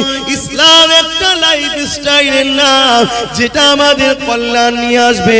যেমন নামাজ ইসলামের নাম, রোজা যেমন ইসলামের মধ্যে, হজ যেমন ইসলামের কাজ, দান খায়রাত যেমন ইসলামের কাজ, মা বাপকে সেবা করা ইসলামের কাজ, গরিবদেরকে ভালোবাসা ইসলামের কাজ, বড়দেরকে সম্মান করা ইসলামের কাজ, ছোটদেরকে স্নেহ করা ইসলামের কাজ, অন্য ধর্মের মানুষের সঙ্গে মানব বন্ধন রাখা এটাও ইসলামের কাজ।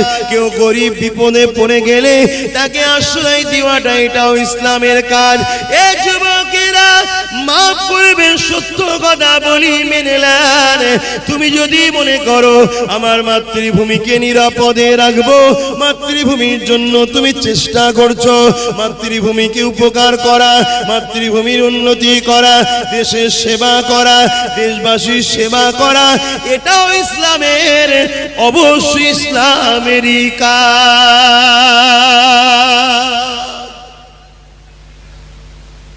এই টোটাল বিশাল একটা জিনিস ইসলাম। নামাজও যেমন ইসলাম, রোজা, হজ, দান, খায়রাত, এটা তো আমাদের করতেই হবে, ওইগুলোও করতে হবে। অন্যায়ের প্রতিবাদ করার নাম ইসলাম, আপনারা জানেন? একটু হ্যাঁ কি না বল। অন্যায়ের প্রতিবাদ করার নাম ইসলাম, আর ন্যায়ের সাথ দিবার নাম ইসলাম। আপনারা যদি মুসলিম ঘরের সন্তান হন, ইসলামের ঘরের সন্তান হন, অন্যায় যেমন করাই উচিত নয়, অন্যায়কে সাপোর্ট করাও ইসলামে হারাম, চলবে না। আর ন্যায় করতে হবে, ন্যায়ের সাথ দিতে হবে, এরও নাম ইসলাম। এ নওজওয়ানেরা, এ নবী পাকের প্রেমিকেরা, আমার নবী পাককে মহব্বত করো। আল্লাহ নবী কতটা কষ্ট করে দ্বীন ইসলামের প্রচার করেছেন শোনো। আল্লাহ নবী যখন কাবার জমিনে এসে দাঁড়িয়ে গিয়ে এলাকার মানুষকে ডাক দিয়েছিল, এলাকার মানুষেরা বলো লা ইলাহা ইল্লাল্লাহ আনা মুহাম্মাদুর রাসূলুল্লাহ, লা ইলাহা ইল্লাল্লাহ, নেই কোনো ইলাহ আল্লাহ ছাড়া, আর আমি মুহাম্মদ আল্লাহর প্রেরিত রাসূল, এটাকে মেনে নাও, এটাকে তোমরা বিশ্বাস করে নাও। এ যুবকেরা, সেই সময় দেখা যায় এলাকার সবাই আল্লাহ নবীর দিক দিয়ে মুখ ফিরিয়ে নিয়ে চলে গেল। পরের দিন নবী আমার আবার সবাইকে ডাক দিলেন কাবার পাশে। কাবার পাশে একটা উঁচু জায়গায় দাঁড়িয়ে আল্লাহ নবী আবার বলতে লাগলে, সেই সময় আবু জেহেল, উতবা, সাইবা তারাও এই মিটিং এর মধ্যে এসে আল্লাহ নবীর সঙ্গে বেয়াদবি করেছিল। বাবারা, মাগারা, এতিম সেই নবী আমার কাঁদতে কাঁদতে কাঁদতে একা একা ঘরে চলে গেলে। এ যুবকেরা, আজ আমরা যে এক আল্লাহকে মানি, এতটা সহজে আল্লাহকে পাইনি গো। আমরা যে আল্লাহ পাকের উপাসনা করি, এত সহজে আল্লাহকে পাই না গো।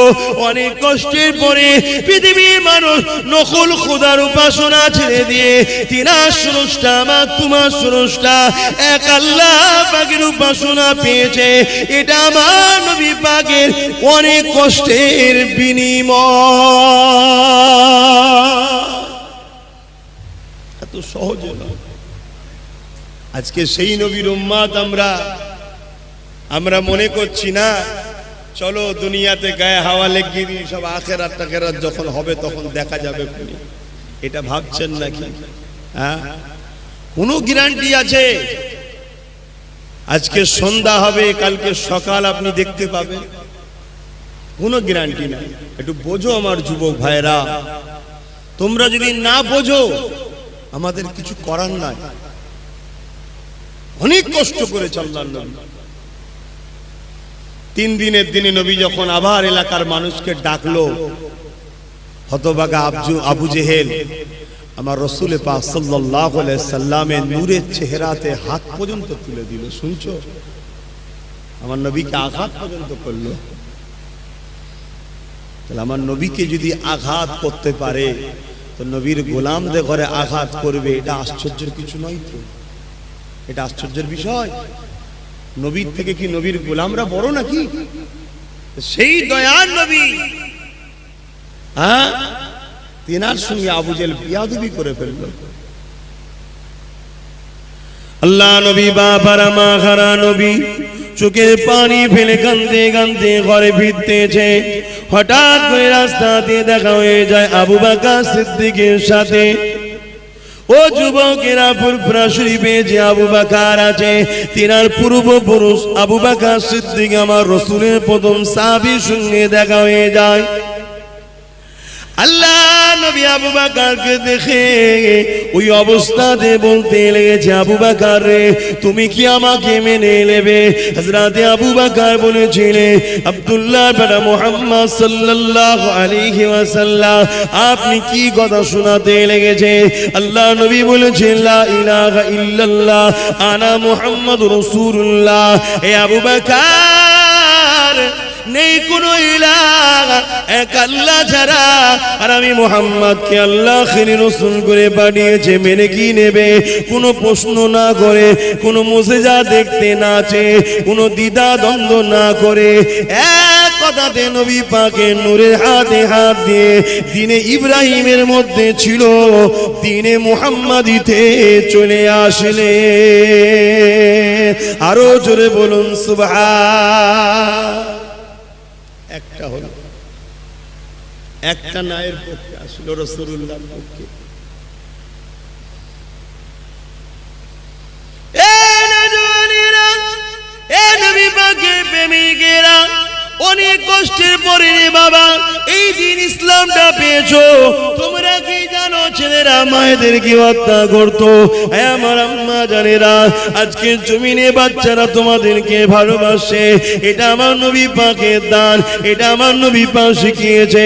কারণ নবী আমার জানিয়ে দিলেন, আল জান্নাতু তাহতা আকদাল উম্মাহাত, প্রতিটা ছেলেদের জান্নাত হলো তার মায়ের পায়ের তলায়। বাবারা, তোমরা মাকে সেবা করো, মাকে প্রিয়ার করো, মাকে ভালোবাসো। আল্লাহ নবী মায়েদের মর্যাদা দিয়েছে। ১৫০০ বছর আগে মায়েদের কোনো মর্যাদা ছিল না। আজও যাদের কাছে নবী নাই, রাসূল নাই, তাদের বাড়িতে মায়েদের মর্যাদা নাই। এ যুবকেরা, তরুণীরা, বাপেরা, এ নবী পাকের প্রেমিকেরা, আজ সমাজে দিনকে দিন এতিমখানা দেখা যাচ্ছে না, কিন্তু বৃদ্ধাশ্রম দিনকে দিন বেড়ে যাচ্ছে। কেন বেড়ে যাচ্ছে? ওখানে বুড়ো বাপ মাকে ভর্তি করবে, ওখানে তাদেরকে রেখে দেবে। কেননা তারা যখন বয়স্ক হয়ে যায় তাদের সেবা যত্ন নিতে বড় কষ্ট হয়। এই আমার রাসূল পাক সাল্লাল্লাহু আলাইহি ওয়াসাল্লাম বলেছে, যে মা বাপকে কষ্ট দেবে সে আমি নবী আমার কেউ নয়। আমার আল্লাহ জানিয়ে দিয়েছে, মান রাদিয়ান ওয়ালিদাহু ফালা নানহু রাদি। মা বাপ যার উপরে রাজি আমার আল্লাহ তার উপরে রাজি। এই জন্যই তো তোমাদের ভাইজান বলেছিল, বাংলার জমিনে এমন একটা আইন ব্যবস্থা করা দরকার, যারা মা বাপকে ভাত দেবে না, জুলুম করবে, তাদের 12 বছরের জেল হওয়া দরকার। ভুল বলেছিলাম? হুজুর কেন বলবে? আমার শরিয়াত মা বাপকে ভালোবাসা শিখিয়েছে, তাই বলেছি। যদি করতে কেউ না পায় সেটা আমার আফসোস, কিন্তু আমার আওয়াজ তোলাটা শরিয়াত বিরোধী হয়েছিল নাকি ভাই? মানবতার বিরুদ্ধে হয়েছিল নাকি ভাই? আজ এই সমাজে প্রচুর মা আজও রাত্রিরে চোখের পানিতে বালিশ ভিজায়, অথচ বলি আমরা সভ্য সমাজের লোক। এই সমাজে প্রচুর বাপ আজও রাত্রিরে বালিশে চোখের পানিতে ভিজায়, আমরা বলি সভ্য সমাজের লোক। তাই জানি না কোনদিন আল্লাহ আমার জবানে এই কথাটাকে কমসে কম বাংলার বুকে সাকসেসফুল করবে কি আমি জানি না। তবে চেষ্টা সংগ্রাম আগেও ছিল, আজও আছে, আগামী দিনও থাকবে। কোনদিন যদি আল্লাহ কামিয়াবি দেয়, অবশ্যই মা বাপের পক্ষে আইন তৈরি হওয়া দরকার আছে, করব ইনশাআল্লাহ। কথা বুঝছেন না, বোঝেন না? কেন আজ মা বাপ কত কষ্ট করেছে। আল্লাহ নবী খোদ তিনি বলছেন যে আমার মা যদি হায়াতে থাকতো আর আমি মুহাম্মদ রাসূল যদি নামাজে দাঁড়াতাম, আর আমার মা যদি আমায় ডাকতো বাবা মুহাম্মদ, আমি নামাজ ছেড়ে দিয়ে মায়ের ডাকে সাড়া দিতাম। জোরে বলুন সুবহানাল্লাহ। আজ আমাদের ঘরের ছেলেরা অনেকে দেখা যায় মাকে ভালোবাসে না। খবরদার, তোমরা যদি আমাকে ভাই বলে ভালোবাসো, মুহাম্মদ রাসূলকে নেতা বলে যদি ভালোবাসো, মা বাপকে ভালোবাসবে, মা বাপকে কষ্ট দেবে না, পিয়ার করবে, মহব্বত করবে। আর মা বাপেদের বলি, বাচ্চাগুলোকে জাহান্নামের কাঠ বানাবেন না, বাচ্চাগুলোকে আল্লাহ রসুলের জীবনী পড়ান এবং আল্লাহ নবীর বংশের সঙ্গে বন্ধুত্ব করান এদেরকে, তাহলে আমরা শিখাবো। মাতাল গাঁজাখোর শয়তান বদমাই লুটেরা লম্পটদের সঙ্গে যদি বন্ধুত্ব শিখান, তারা তো আপনাদের বাচ্চাদের ঘরে ওই রকমই শিখাবে। কি গো, কথাটা ভুল বলছি? আল্লাহ কারে আমাদের ঘরের ছেলে সব ভালো ছেলে, খারাপের দিকে হচ্ছে কি করে? সোহবতে খারাপ হয়ে যাচ্ছে, খারাপ সোহবতে গিয়ে। বাপেরা নওজোয়ানের আল্লাহ নবী নূর নবী দয়ার নবী এইভাবে দুনিয়া মানুষকে নাই সত্যের কথা প্রচার করতে লেগেছেন। এ নওজোয়ানেরা, আল্লাহ নবী দিকে যারাই আসে তাদের উপরে অনেক জুলুম অত্যাচার হতে লেগেছে। আচ্ছা, 4:30 পর্যন্ত হবে। শোনেন, এটা অন্য মহল্লায় হচ্ছে। এখন মাইকের সিস্টেম হয়ে যাওয়ার জন্য এগুলো ইজমা হয়েছে, কথা বুঝে আসছে। এটা নাচারের মশলা। আমার রাসূল পাক সাল্লাল্লাহু আলাইহি ওয়াসাল্লাম তিনি কত কষ্ট করেছে, আর যারাই রাসূলের পক্ষে গিয়েছিল তাদের উপরে কম অত্যাচার হয়েছে নাকি? যারাই গেছে, আপনারা ইতিহাস জানেন না? 4:15 আজান হবে এই মহল্লায়, 4:30 জামাত হবে। শুনতে পেয়েছেন? আল্লাহ নবী নূর নবী দয়ার নবী এই হক নাই সত্যের প্রচার করতে লেগেছে। আবু জেহেলের অন্যায় জুলুমের বিরুদ্ধে বলতে লেগেছে, বেইনসাফির বিরুদ্ধে বলতে লেগেছে, ইনসাফের পক্ষে বলতে লেগেছে। এ যুবকেরা, তরুণীরা, বাপেরা, নারীদের অধিকারের জন্য রসুল বলতে লেগেছে, গরিবদের অধিকারের জন্য রসুল বলতে লেগেছে, কৃতদাসদের অধিকারের জন্য রসুল বলতে লেগেছে, দিন মজুরদের অধিকারের জন্য রসুল বলতে লেগেছে। এ যুবক, শোনো শোনো শোনো, ইসলামকে যদি না জানো জেনে নাও। আর যখন তোমাদের পীরের বাচ্চা আমি যখন গরিবদের কথা বলি, একদল মুনাফিকদের তখন বুকে ব্যথা জ্বরে। আরে আমার রসুল গরিবদের জন্য বলেছে, আমি কেন বলবো না? আল্লাহ নবী যেমন দিন মজুরদের জন্য বলেছে, খেটে খাওয়া মানুষের জন্য বলেছে, আমি কেন বলবো না? আল্লাহ নবী অসহায় নারীদের অধিকারের জন্য বলেছে, আমি কেন বলবো না? আমি যখনই বলি কারো কোনো সমস্যা হয়, আজকে দিনে তাদের সমস্যা হয়, ওই দিনে যাদের সমস্যা হয়েছিল তারা কারা? আবু জেহেল, উতবা, সাইবা, আবু লাহাব, তাদের সমস্যা হয়েছিল। আজও এমন কিছু আবু জেহেল আছে, তাদের সমস্যা হয়। এ যুবকেরা, সেই দিন আমার নবীর পক্ষে, নায়ের পক্ষে যারা এসেছিল তাদেরকে রসুলের থেকে সরাবার জন্য অনেক জুলুম অত্যাচার হয়েছিল। ইতিহাস শুনলে অবাক হয়ে যাবে। আল্লাহ নবীর পক্ষে দাঁড়ানোর জন্য সাহাবা হুজুরদিগকে টেনে টেনে নিয়ে যে হাতে পায়ে দড়ি বেঁধে গরম পানির উপরে শুইয়ে দেওয়া হতো, বুকের উপরে ভারী পাথর চাপিয়ে দেওয়া হতো। তারা নিঃশ্বাস নিতে পারত না। মরুভূমির পাহাড় এলাকার গরম পানিতে পিঠকানা পুড়ে যেত, ফুসকা পুড়ে যেত, রস বেরোতে থাকতো, আর বুকে ভারী পাথর চাপিয়ে দিত। এই অবস্থায় তাদেরকে আবু জেহেল, উতবা, সাইবা, জালিমরা বলতো, মুহাম্মাদের দল ছেড়ে দাও, আল্লাহ পাকের দল ছেড়ে দাও, মুহাম্মাদের দল ছেড়ে দাও। শুনে রেখে দাও যুবক, তাদেরও জিন্দেগি ছিল, তাদেরও সংসার ছিল, তাদেরও বাঁচার শখ ছিল, তাদেরও কষ্ট হতো, তারাও মানুষ ছিল। কিন্তু এত কষ্ট সহ্য করার পরও তারা জবান দিয়ে একটাই কথা বলতো, আমরা আমাদের খুশি মনে জিন্দেগি দিয়া পছন্দ করি, নায়ের পথ কখনো ছাড়া পছন্দ করি না। আরো জোরে বলুন সুবহান।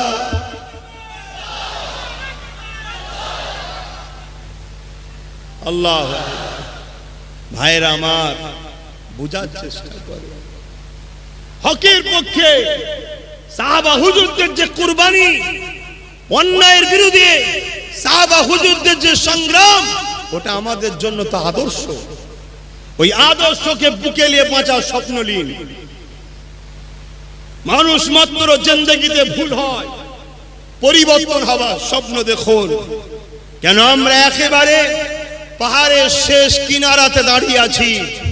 এখন যদি আমাদের জিন্দেগিতে সাহাবা হুজুরদের আদর্শ না নিয়ে আসি, এই মুহূর্তে যদি আমরা পরিবর্তন হবার কথা যদি না ভাবি, এই মুহূর্তে যদি আমরা অন্যায়ের বিরুদ্ধে পাহাড়ের চাটানের মতো যদি না দাঁড়িয়ে যাই, তাহলে আমাদের বাচ্চারা দিন পাবে না, ইসলাম পাবে না, শরিয়াত পাবে না, সভ্যতা কি জিনিস সেটা পাবে না।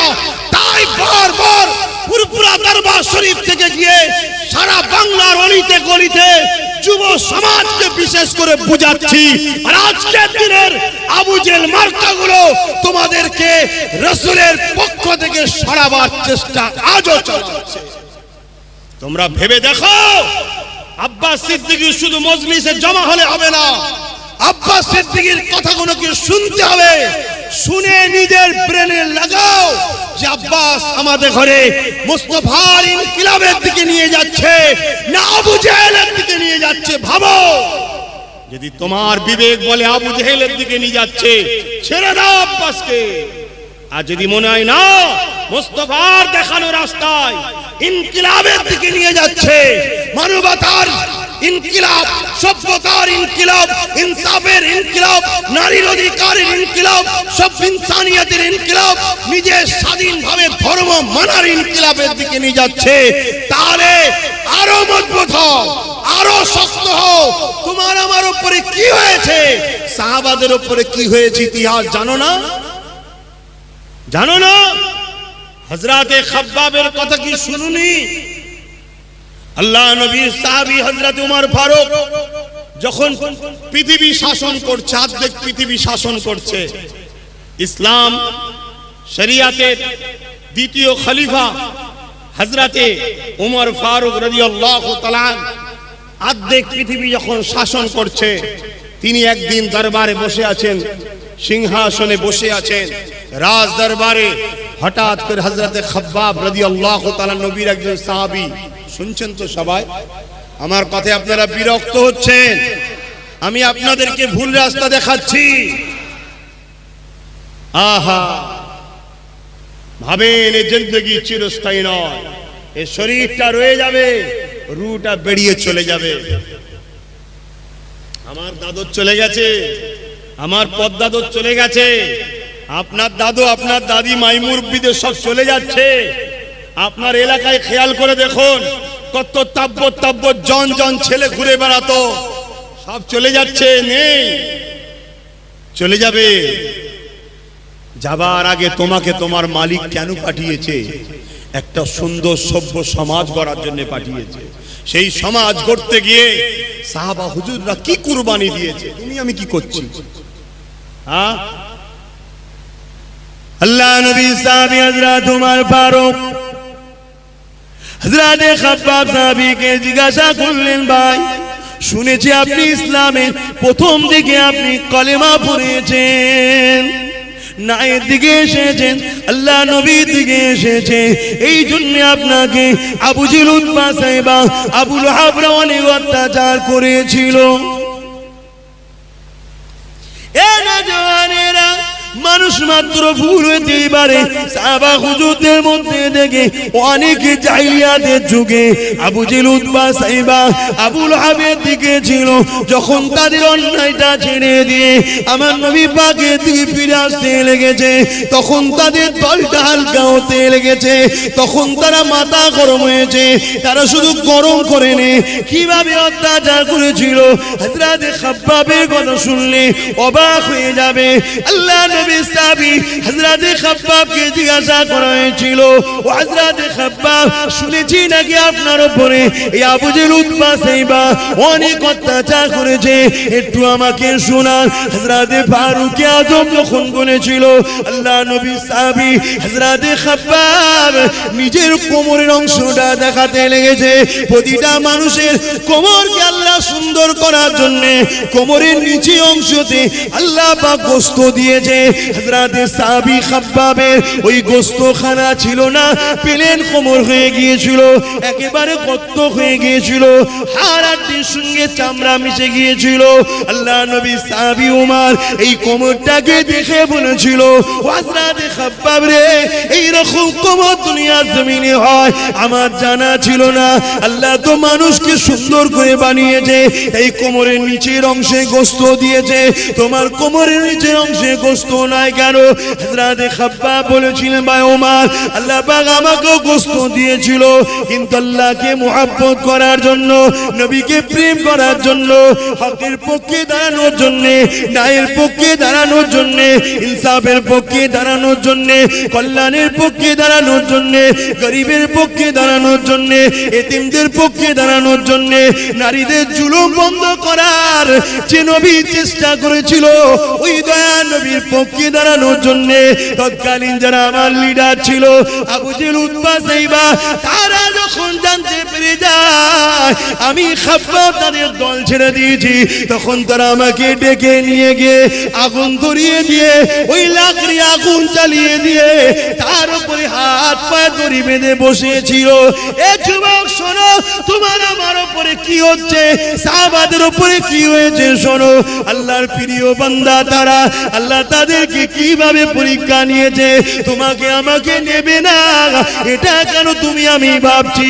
হযরত খাব্বাব বলেছিলে এইভাবে আমাকে আগুনের উপরে বসিয়ে রাখতো, ভেবে দেখো, ভেবে দেখো, সামান্য একটু যদি গরম তেল আগুনে ছেঁকা লেগে যায়, গরম তেলের ফুটা যদি পড়ে যায়, সহ্য করা যায় না। আর সাহাবীটাকে হাতে পায়ে দড়ি বেঁধে এইভাবে গরম আগুনে বসিয়ে রাখতো, ওই আগুন ধরে ধরে আমার কোমরের গোশতখানা পুড়তে পুড়তে পুড়তে পুড়তে এইভাবে রস বেরিয়ে বেরিয়ে আগুনটা বন্ধ হয়ে যেত, আবার বসিয়ে রাখতো, আবার পুরাতে থাকতো, আবার আগুনটা বন্ধ হতো, আবার আগুন ধরাতো। এইভাবে আমাকে জুলুম করেছে, আমার কোমরের গোশতগুলো পুড়ে গেছে, উমর কাঁদতে লেগেছে। আল্লাহ নবী সাহাবী খাব্বাব বলে, ও ভাই উমর, তবে খুশি খবর একটা, এতটা কষ্ট দিবার পরও কাফের, বেঈমান, মুনাফিকেরা, গাদ্দারেরা, জালিমেরা, তারা কখনো আমার হৃদয় থেকে আল্লাহ নবীর ভালোবাসাকে কেড়ে নিতে পারে না।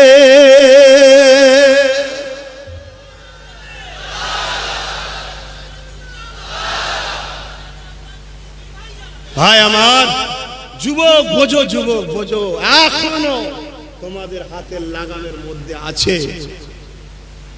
ইনসাফের জন্য ভাবো, ইসলামের নামই হলো ইনসাফ। কথা বুঝছেন না, বোঝেন না? ইসলাম কাকে বলে?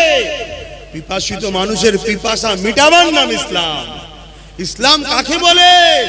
নবী বসে আছেন, একটা ইহুদি ধর্মের ধর্মগুরু এসেছে, এসে জিজ্ঞেস করছে, হে আব্দুল্লাহর বেটা মুহাম্মদ সাল্লাল্লাহু আলাইহি সাল্লাম, সে বলেন আমি বলছি সাল্লাল্লাহু আলাইহি সাল্লাম, শুনলাম তুমি দ্বীন ইসলামের নবী দাবি করেছো, প্রচার করছো, বলো ইসলামের সবথেকে ভালো কাজ কি? শুনবে না যুবক? সবথেকে ভালো কাজ কি? আল্লাহ নবী বলেছিলেন, ক্ষুধার্ত মানুষকে খাওয়ানো ইসলামের ভালো কাজ। জোরে বলুন সুবহানাল্লাহ। আজ আপনারা যুব সমাজ ইসলামের এই ভালো কাজটা করা দরকার আছে না নাই? জোরে বলুন, আছে না নাই? আল্লাহকে সাক্ষী রেখে হাত তুলে বলুন, করা দরকার আছে না নাই? এই হাত যদি সত্য হয় হাত তুলে রাখুন, আল্লাহকে সাক্ষী রেখে অঙ্গীকার হন, জিন্দেগি লাগে জিন্দেগি দেবো, মাল লাগে মাল দেবো, গরিবদের ক্ষুধা নিবারণের জন্য আমরা আমাদের সবকিছু উৎসর্গ করে দ্বীন ইসলামের আদর্শ জীবন গড়ে তুলবো। জোরে বলুন সুবহানাল্লাহ। আপনার তাহলে গরিব মানুষদের মুখে খাবার দিবার জন্য স্বপ্ন দেখছেন তো নাকি? আজ তো গরিবকে খেতে দেয় না, গরিব খেলে আবার তার থেকে ফাইন করা হয়। ভালো খেলি কি করে বল? সমাজে ঘটে না, ঘটে না? গরিব ভালো খাবে কেন? আরে গরিবকে ভালোবাসার। এখানে আর একটা কথা বলে দিই, গরিবটা যদি অন্য ধর্মের হয় খাবেন? জোরে বলুন। গরিব যদি হিন্দু হয়, গরিব যদি আদিবাসী হয়, গরিব যদি সাঁওতাল হয়, গরিব যদি অন্য কোন ধর্মের হয়, তার ক্ষুধার্ত নিবারণের জন্য, তার মুখে খাবারের ব্যবস্থা করার জন্য নিজেদের ঘরে উৎসর্গ করতে রাজি কারা? হাত তুলে দেখান। মারহাবা, নারে তাকবীর, নারে তাকবীর, নারে তাকবীর। মাশাআল্লাহ। বাপ আমার শুনে রাখো, আজ এই কথাটা দিলে গেঁথে লিও, কার কোন কাজটা আল্লাহর পছন্দ আল্লাহ ভালো জানে। তোমার এই ছোট্ট দেখতে লাগছে, তোমার এই কাজের বিনিময়ে আল্লাহ তোমায় নাজাত দিয়ে দিতে পারে। জোরে বলুন সুবহানাল্লাহ। মনে রেখে দিও কিয়ামতের দিনে। শোনো যুবক, যুবকরা শোনো, বিশেষ করে আমার আব্বা জানেরা, আপনারা তো দোয়া করবেন আপনাদের বাচ্চাদের সঙ্গে যেন আমাদের সম্পর্ক গড়ে ওঠে। কারণ আপনাদের সঙ্গে আমার আব্বাজানদের সম্পর্ক ছিল, যে মুরব্বী বাপেরা আপনাদের সঙ্গে আমার আব্বাজানদের সম্পর্ক ছিল, আপনাদের ছেলেগুলোর সঙ্গে আমাদের সম্পর্ক গড়ে উঠবে। এই দোয়াটা করবেন আপনারা, খুব ভালো করে বুঝুন। কিয়ামত যেদিন হবে আল্লাহ পাক একটা বান্দাকে উঠাবে, উঠিয়ে বলবে হিসাব দাও। অসুবিধা হচ্ছে একটু বলবো না ছেড়ে দেবো? আল্লাহ বলবেন হিসাব দাও। একটা যুবক কাঁদবে আর বলবে আল্লাহ আপনি আমার কাছে হিসাব নেবেন না, আপনি আমাকে গোপনে গোপনে জাহান্নামে দিন। আল্লাহ গোপনে গোপনে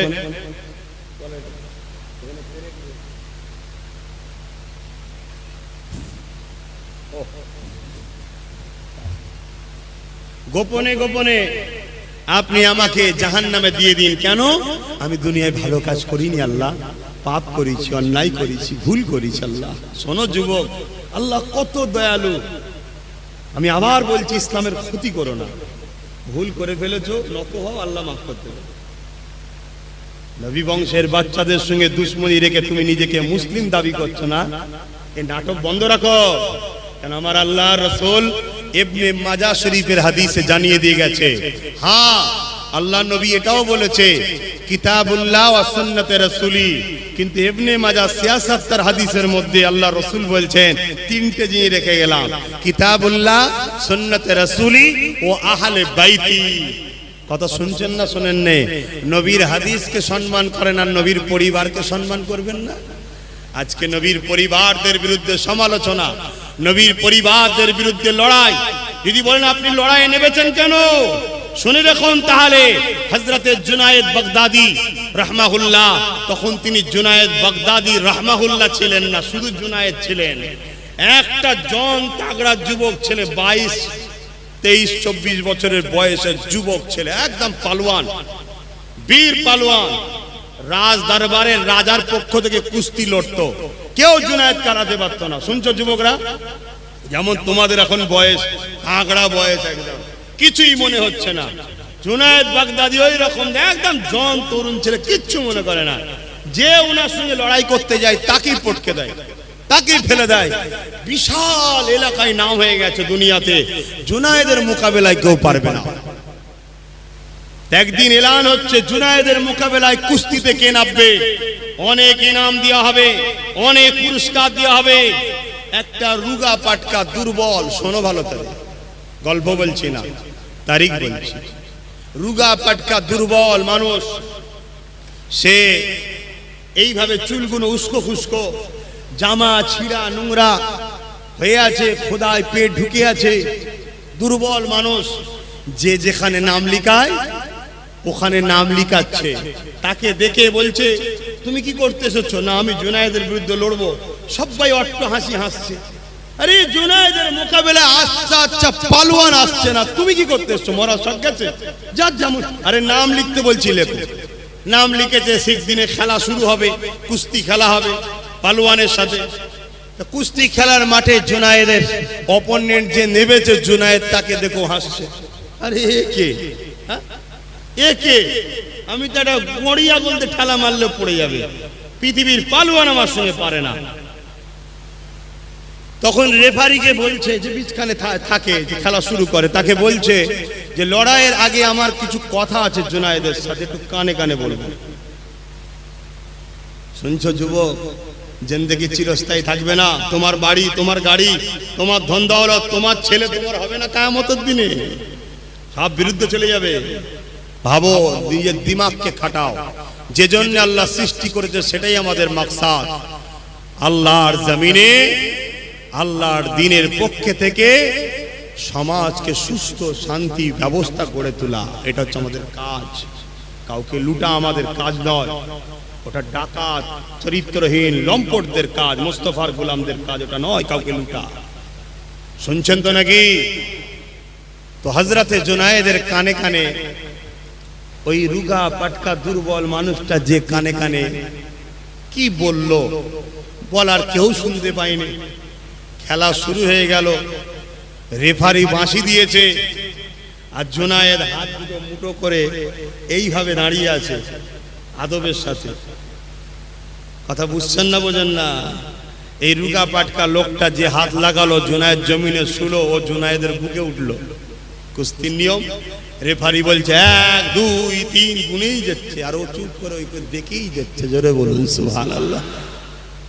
রাজার মাথা হ্যাট হবে না? হবে না? হ্যাঁ রা বিয়াকেল, তুই যদি কোনো পালুয়ানের সঙ্গে হাঁটতিস আমার নাকটা কমসে কম কাটা যেত না। একটা রুগা পাটকা লোকের কাছে হেরে গেলি। রাজা জুনায়েদকে দরবার থেকে বার করে দিয়েছে। আর জুনায়েদ তো রাজার দরবারেই থাকে, আরামে খায় দায় থাকে, রাজার হয়ে কুস্তি লড়ে, এই জিন্দেগি তার। অন্য কোনো ইনকাম নেই, ঘর নেই, দোন নেই, কিছুই নেই, কোথায় যাবে?